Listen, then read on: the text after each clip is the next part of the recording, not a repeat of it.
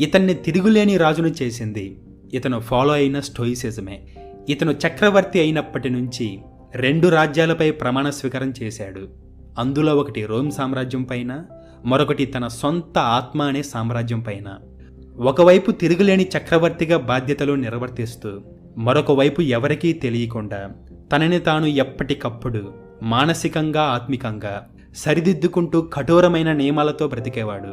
అలా తనని తాను సరిదిద్దుకునే క్రమంలో తన కోసం తాను కొన్ని సూత్రాలు రాసిపెట్టుకుంటూ ఉండేవాడు.